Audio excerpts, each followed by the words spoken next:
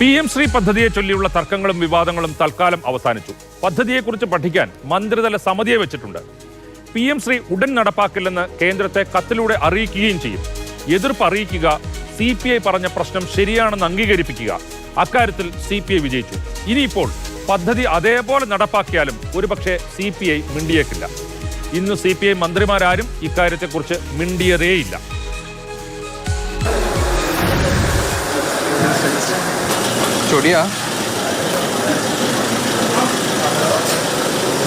ശരി, okay, thank you.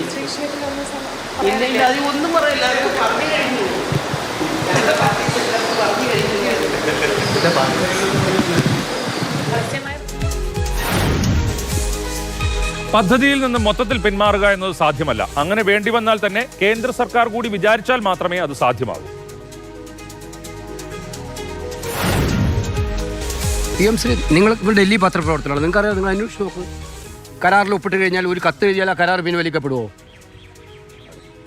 നമ്മുടെ state ഗവൺമെൻറ്റും സെൻട്രൽ ഗവൺമെൻറ്റും കൂടി ഒരു എഗ്രിമെൻ്റ് ഒപ്പിടുന്നു. ആ എഗ്രിമെൻറ്റ് പിന്നെ ഗവൺമെൻറ് കത്തെഴുതിയിട്ട് ഇത് ആരെ കളിപ്പിക്കാനാണ് അവർ പറയുന്നത്? പിന്നെ CPIക്ക് അത് മതിയെങ്കിൽ അതവർ ആശ്വസിക്കട്ടെ. ഇന്നത്തെ സാഹചര്യത്തിൽ കേന്ദ്ര സർക്കാർ അത്തരമൊരു പിന്മാറ്റത്തിന് സമ്മതം മൂളാൻ സാധ്യത വളരെ കുറവാണ്. സർക്കാർ സ്കൂളുകളെ തകർക്കാനുള്ളൊരു ശ്രമമാണിത്. കാരണം 2022-23 1071 കോടി രൂപയാണ് സർക്കാർ സ്കൂളുകളുടെ വികസനത്തിന് വേണ്ടി കേന്ദ്രം കൊടുത്തത്. പിന്നെ സെൻട്രൽ സിലബസ് അതുള്ള സ്കൂളുകൾ ധാരാളമുണ്ട് കേരളത്തിൽ. അപ്പോൾ അങ്ങോട്ട് കുട്ടികൾ പോകും.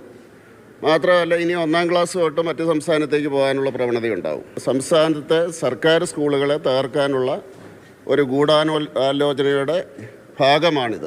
അപ്പോൾ അതുകൊണ്ട് ആ രീതിയിൽ സർക്കാർ പോകില്ല എന്ന് ഞാൻ പ്രതീക്ഷിക്കുന്നു.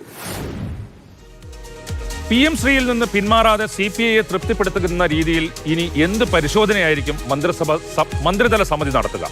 ഉത്തരം വളരെ ലളിതമാണ്. സമയമെടുത്ത് CPI കൂടി കാര്യങ്ങൾ ബോധ്യപ്പെടുത്തിയും തീരുമാനത്തിൽ അവരെ കൂടി പങ്കാളികളാക്കിയും മുന്നോട്ട് പോവുക.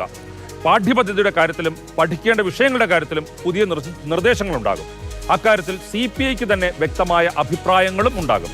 പരിശോധന പൂർത്തിയാകുമ്പോൾ CPIക്ക് അവകാശപ്പെടാം അവരുടെ കൂടി നിർദ്ദേശങ്ങൾ അനുസരിച്ച് ഉള്ള മാറ്റങ്ങൾ ഇപ്പോൾ പദ്ധതിയിൽ ഉണ്ടെന്ന്.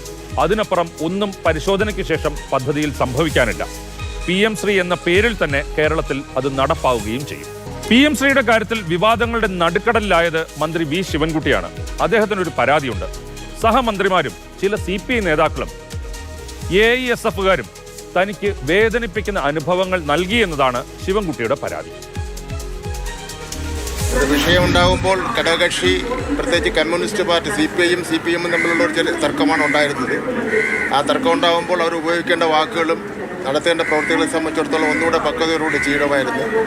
ഒരിക്കലും ആർക്കും വേദന ഉണ്ടാകുന്ന കാര്യങ്ങൾ ചെയ്യാൻ പാടില്ലായിരുന്നു.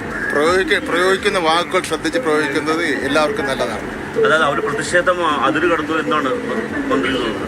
വേദന തോന്നുന്ന രൂപത്തിലുള്ള പ്രതിഷേധം ഒരിക്കലും കമ്മ്യൂണിസ്റ്റ് പാർട്ടികൾ തമ്മിൽ ഉണ്ടാകാൻ പാടില്ല.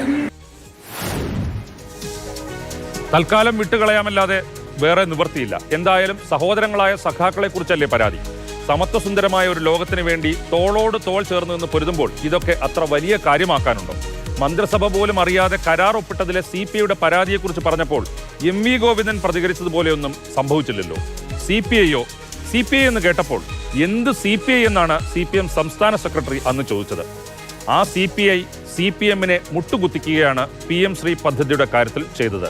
ഏതായാലും V ശിവൻകുട്ടി അടക്കമുള്ളവർക്ക് ആശ്വസിക്കാം. കാരണം പ്രകാശ് ബാബുവും AIYF നേതാക്കളും ഒക്കെ അവർ നടത്തിയ പരാമർശങ്ങളെക്കുറിച്ച് ഇപ്പോൾ വൈകുന്നേരത്തോടെ ഖേദപ്രകടനം നടത്തിയിട്ടുണ്ട്.